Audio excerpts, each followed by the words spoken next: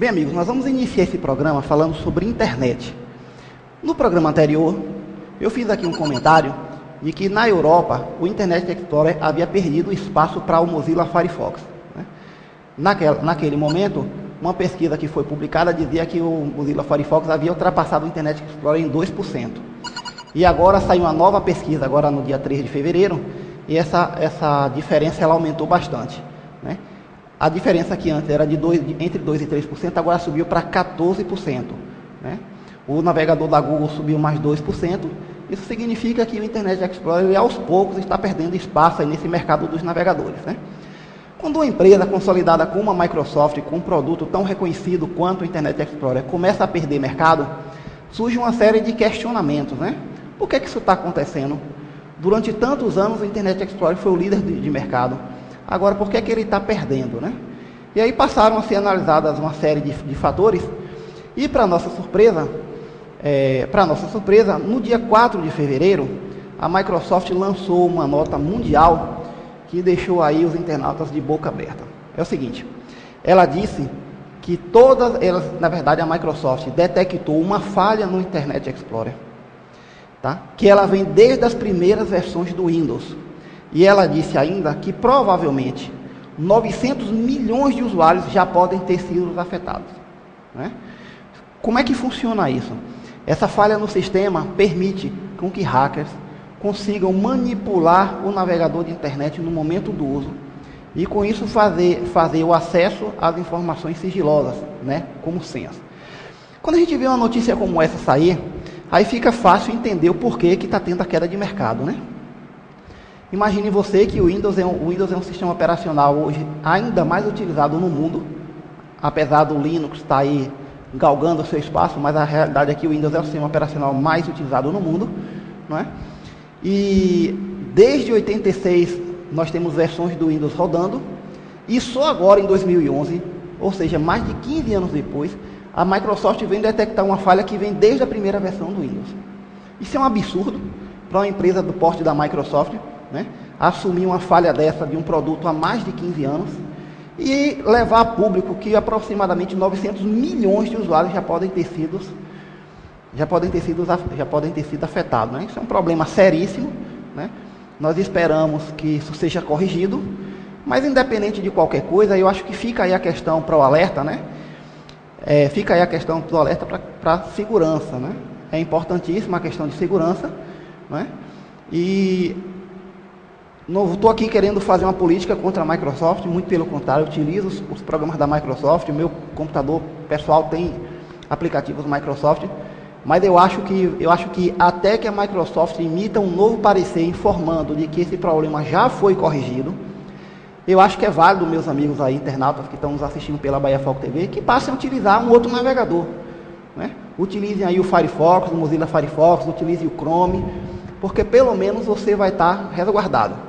Agora eu quero também dizer o seguinte, que a Microsoft emitindo um parecer de resolução do problema não significa que o problema esteja resolvido, porque o que a Microsoft vai fazer é o seguinte, ela vai lançar um patch de correção que vai estar disponível no site deles ou vai estar disponível na área de download automático, tá certo? Então, você vai ter que entrar, fazer o download da sua máquina e executar esse programa para fazer a correção, ou seu computador vai ter que estar com o update ativado, com as atualizações automáticas ativadas para que a sua máquina, para que o seu sistema seja corrigido.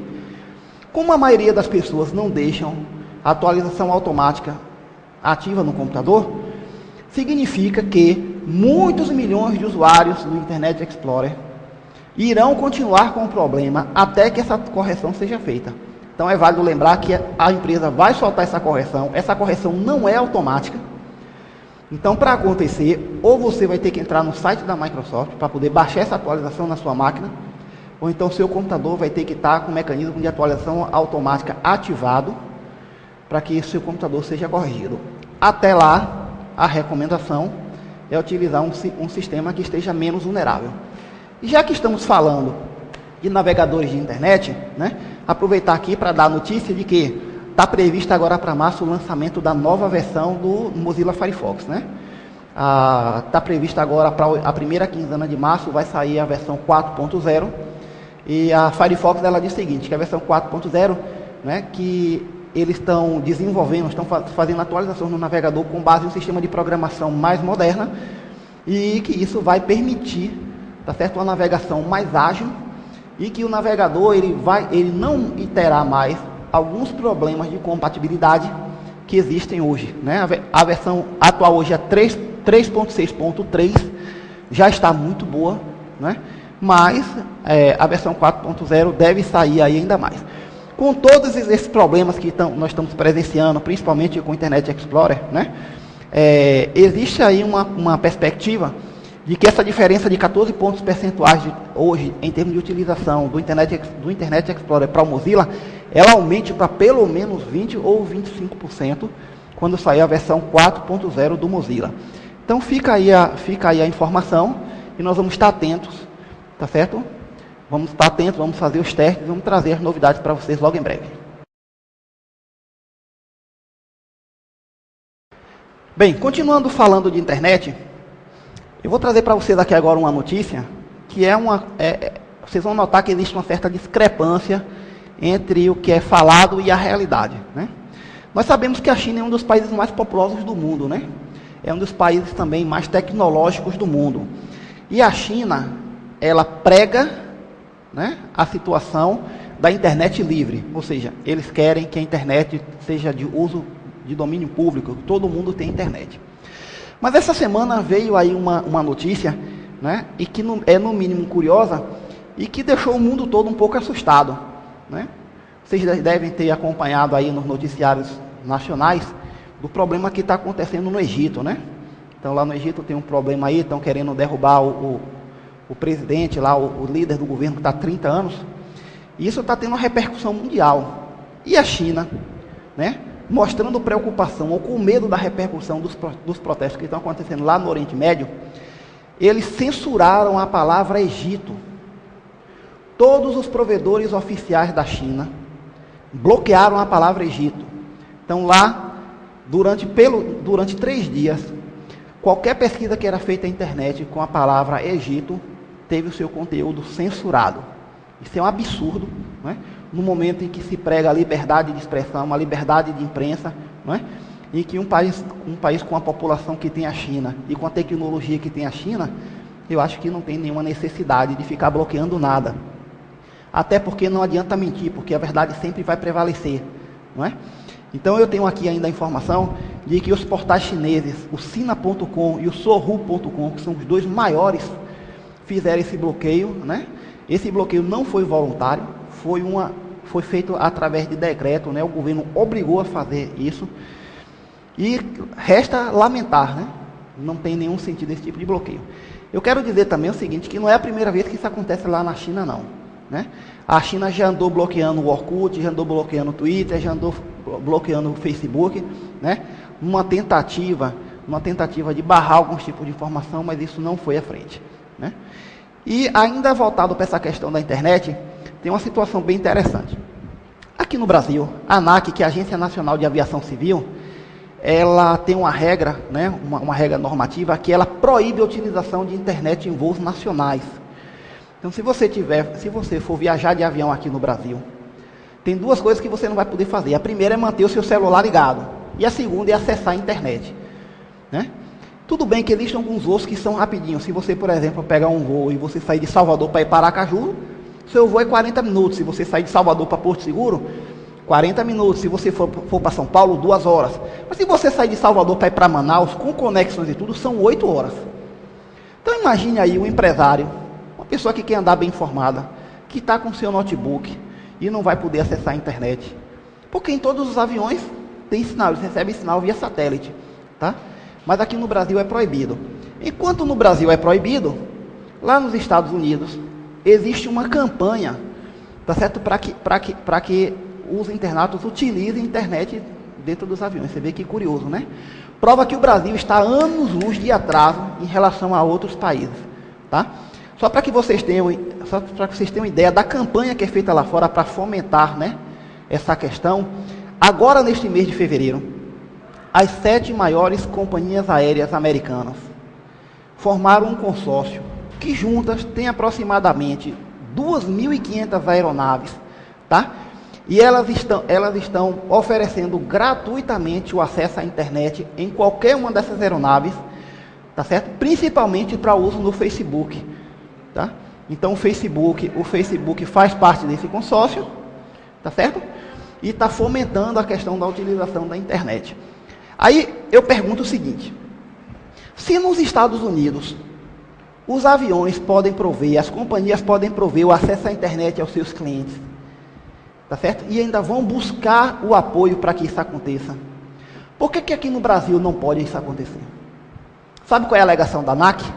A alegação da ANAC é que acesso à internet e telefone ligado dentro de avião prejudica a questão de radar, e que isso pode até fazer o avião cair. Mas aí fica uma interrogação bem grandona. Lá fora isso é possível, e aqui não pode, por quê? Né? O ministro Nelson Jobim, que é o ex-ministro da Defesa, né? Ele fez um comentário muito interessante. Ele disse que o ano passado, né, que foi o último ano do governo do presidente Lula, que o Brasil investiu aproximadamente 400 milhões de reais em tecnologia, tá certo? E dentro desses 400 milhões de reais, uma grande parte foi investida em radares, né? Vocês sabem que nós tivemos aí problemas de queda de avião, como o avião da Gol, né? Então eles investiram, para evitar esse tipo de problema, eles investiram alto. Se investiram tanto em tecnologia, por que hoje a gente ainda não pode? Né? Então esperamos que isso seja normalizado e que aqui no Brasil a gente tenha os mesmos privilégios lá de fora. Quer dizer, já não basta ter uma internet mais lerda aqui no Brasil, a gente ainda não vai ter acesso porque está voando de avião. Ainda falando de internet, vem aí uma outra coisa também que assusta, né? 2 iranianos, né, foram condenados à morte por administrar sites pornográficos. É isso mesmo que vocês ouviram. 2 iranianos foram condenados à morte por administrar sites pornográficos. Vocês estão pensando que em outros países nós temos a liberdade que temos aqui no Brasil? Temos não. Aqui no Brasil você faz o que quer, né? Site de todos os tipos, blogs de todos os tipos, né? Se você acessar a internet, aí o que você mais vê é site pornô, é site pornográfico. Mas nem todos os países têm essa liberdade, não. Lá no Irã é proibido, o governo está em cima, tem um mecanismo de controle altíssimo, tá certo? E 2 iranianos agora, tá certo, foram condenados à morte por administrar sites pornográficos. Vão ser fuzilados em praça pública. Bem, vamos mudar agora o foco um pouco, né? Vamos sair de internet agora. Eu quero entrar um pouquinho aqui na questão de banco de dados. Eu tenho uma informação aqui também interessante. Em 2010, né, 2 gigantes americanas, 2 empresas de grande porte americanas voltadas para essa área de banco de dados se uniram, né? A Sun Microsystems, ela se uniu à Oracle, que é indiscutivelmente a maior empresa de tecnologia voltada para o gerenciamento de banco de dados do mundo, né? Elas se uniram, né, em busca de fazer uma consolidação de mercado, tá certo? Obviamente esse mercado, as 2 empresas juntaram os clientes, né? Hoje tem um mercado maior, dominam, não é? A Oracle domina essa questão de banco de dados, né? Quem vem seguindo a Oracle aí na questão da concorrência é o SQL da Microsoft, mas ainda está bem aquém da Oracle. Mas essa fusão ela acabou trazendo aí um prejuízo financeiro bem considerável para a Oracle, né? Agora, esta semana, no último dia 30 aí, né, o Departamento de Justiça dos Estados Unidos informou por meio de um comunicado à imprensa que a Oracle irá pagar uma multa de 46 milhões de dólares, tá certo? Ao Estado americano, por conta de um processo em que já vinha se arrastando há tempos sobre a empresa Sun Microsystems, né? A alegação é de que a Sun Microsystems estava pagando propina, pagando suborno, tá certo? A funcionários de departamentos do governo americano, para que esses funcionários fizessem a recomendação de uso de produtos da Sun Microsystems, né? Então, para deixar mais claro, a coisa funcionava assim, né? A empresa contatava esses funcionários, que eram analistas sênior, pessoas responsáveis, tá certo, por departamentos, E estas pessoas faziam uma recomendação ao governo para comprar licenças de uso do aplicativo da Sun Microsystem. Obviamente que o governo comprava, e em cima dessa venda, eles tinham uma porcentagem. E era uma porcentagem gorda, viu? Só para que vocês tenham ideia, na auditoria que foi feita, né, no processo investigativo, chegou-se à conclusão de que 2 analistas sênior, tá certo? Chegaram a ganhar $600 mil na venda de um único produto, né? Então o governo foi para cima disso aí, detectou, foi para cima, investigou, processou, e a Oracle vai agora pagar uma multa de $46 milhões.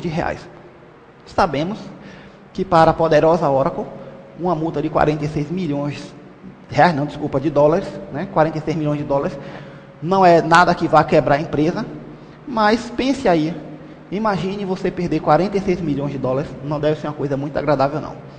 Então eu acho que sirva de exemplo para outras empresas que ganham mercado, né? Comprando e subornando, né? Você também vai poder passar por essa situação logo logo. Fazer compras online, para quem gosta de fazer compras aí via internet, tem agora uma nova loja virtual, né? A Epson, que é também uma empresa voltada à área de tecnologia conhecida mundialmente, né? Que produz impressoras, scanners, né? De alta qualidade e alta resolução, anunciou agora esta semana a criação, o lançamento da sua loja virtual, né? Então, aqui no Brasil, quem acessar www.epson.com.br vai ter acesso lá a todos os produtos da empresa e vai poder fazer a compra via internet, fazer uma compra online direto no site da empresa sem passar por atravessadores, né? O que tem de bom nisso aí? Tem de bom que é mais uma loja virtual que nós temos, né? E a partir do momento que você deixa de comprar na mão de atravessadores, obviamente você vai comprar o produto mais barato um pouquinho. Então, né, a Epson ela vem lutando aí, vem tentando ganhar um espaço no mercado aí. Nós sabemos que a HP hoje ainda é a grande e poderosa desse mercado, né? Tem a Canon também com produtos de muita qualidade, né? E a Epson ela vem se destacando pela qualidade das suas impressoras. As impressoras da Epson não são tão populares quanto da HP, não tem um valor tão baixo quanto da HP, mas ela tem uma qualidade melhor e em alguns casos até superior. Então, acessem aí epson.com.br, dá uma olhada nos produtos, vale a pena conhecer. Você sabe o que é um arquivo digital? É comum chegar nas empresas, né, e ver lá, encostado lá no canto, aqueles arquivos, né, enormes de aço, né? Dentro daqueles arquivos, normalmente, tem lá uma série de pastas com um monte de documentos guardados, né? Nós sabemos que para qualquer empresa, não só para empresa, mas até para pessoas físicas também, mas, né, principalmente empresas, você ter documentos arquivados é uma coisa importantíssima, né? E até algum tempo atrás, esses documentos eles eram arquivados, né, em arquivos de aço, dentro de pastas. Bem, o que acontece quando você tem um tipo de arquivo como esse? Você tem a questão de espaço físico, porque se for uma empresa grande, onde a vinculação de documentos impressos sejam muito grandes, né, você vai precisar ter um espaço grande, você vai ter que ter muitos arquivos, você vai ter que comprar pastas, ou seja, existe todo um preparatório que você tem que ter para ter esses documentos guardados, né? Os documentos que estão em papéis, eles são deterioráveis, né? Então, eles estão suscetíveis, né? Estão suscetíveis à perca, né? E hoje em dia as empresas estão começando a migrar, né? Hoje em dia as empresas estão começando a migrar para a questão do arquivo digital. Como é que funciona o arquivo digital? A gente pega o papel, o documento em papel, passa ele por scanner, né? Escaneia ele, digitaliza, né? E após esse documento ser digitalizado, ele é salvo em um formato que normalmente é um formato PDF, né? Que é um formato universal e que é fácil de ser lido em qualquer computador, né? Nós sabemos que o conteúdo que tem PDF, você pode ter o zoom dele aumentado, diminuído, você pode rotacionar, pode imprimir, você pode mandar por e-mail. Então é um formato universal, então a maioria dos documentos são digitalizados e são armazenados em formato PDF, né? Então como é que acontece? Você digitaliza, salva ele como PDF e vai armazenando eles em CD, né? CD ou DVD, né? Obviamente que esse arquivo ele vai ter uma durabilidade maior do que o arquivo em papel, desde que você tenha cuidado com a sua mídia, né? Ele tem uma portabilidade melhor também, que ao invés de você pegar dezenas e centenas de caixas, você pega 2 ou 3 mídias de DVD com o mesmo conteúdo, com o mesmo acervo e leva. Tá certo? Agora tem um grande detalhe, né? Questiona-se muito sobre a questão da legalidade, né? Então eu vou dizer para vocês como é que funciona. Se você pegar um documento seu, por exemplo, a sua certidão de nascimento, né, e você tirar uma Xerox, essa Xerox ela não tem validade nenhuma até o momento em que você leve ela no cartório e peça para poder fazer a autenticação. O documento online, o arquivo digital, ele funciona da mesma forma. Até o momento em que você faz a digitalização desse documento, ele não tem validade nenhuma. Aí existe hoje um processo chamado certificação digital. A certificação digital, na verdade, é um procedimento que visa dar autenticidade ao documento digital. A certificação digital ela é equivalente à autenticação do cartório. Então, você pega o documento, digitaliza, transforma em PDF, e depois que transformar em PDF, você vai ter que fazer a certificação digital do documento, para que esse documento passe a ter valor legal. Aí a pergunta que fica é assim: qualquer empresa pode fazer a certificação digital? Não, não pode fazer, não é qualquer empresa, tá certo? Existem empresas específicas que vendem o serviço de certificação digital, que tem autorização de venda do procedimento de certificação digital. Agora, se você tem uma empresa e você quer trabalhar com esse tipo de serviço, o que é que você faz? Você vai acessar uma dessas empresas que são autorizadas pelo governo e pela justiça para fazer a certificação digital, compra o serviço na mão deles, existe um custo para isso, óbvio, tá certo? Você compra isso aí, e a partir deste momento, você vai poder fazer a certificação digital. Isso tem um custo que é um pouco elevado, mas se considerado com a autenticação normal de cartório, ainda vale a pena. Como o futuro das empresas é diminuir a quantidade de utilização de documentos impressos e migrar para o documento online, então, vocês empresários que estão nos assistindo através da Bahia Foco TV, é bom já começar a pensar nisso, tá certo? E já começar a partir para esse procedimento. Vocês vão ganhar em tempo, em espaço, em durabilidade e em portabilidade. E além disso tudo, é claro, você já vai estar inserido no mundo digital de uma forma mais rápida. Você sabe o que é web clipping? Não? Então vamos lá. Web clipping é o monitoramento do tráfego de informações da internet. Tá certo? Então, existem hoje em dia mecanismos, né? Existem ferramentas hoje em dia que monitoram todas as notícias que são publicadas na internet de um determinado tema. Então, por exemplo, se o meu nome é Jaime Júnior e eu posso querer saber todas as notícias que saem na internet e que envolvam o meu nome ou o nome Jaime Júnior, né? Então, eu posso fazer um monitoramento de notícias que saem em sites, em blogs e em redes sociais como Orkut, Twitter e Facebook, né? Existem ferramentas pagas, tá certo? Que você pode comprar, mas a Google também oferece gratuitamente uma ferramenta em que você pode fazer um cadastro da ocorrência, né? Essa ocorrência pode ser o nome, por exemplo, Bahia Foco TV, tá certo? E toda vez que algum site, algum blog, alguma rede social publicar alguma matéria, algum texto com esta ocorrência, com este nome, a Google vai disparar automaticamente um e-mail, e nesse e-mail ele diz qual foi a matéria em que o nome está inserido, o link de onde foi, a data e o horário. O que é que isso tem de bom?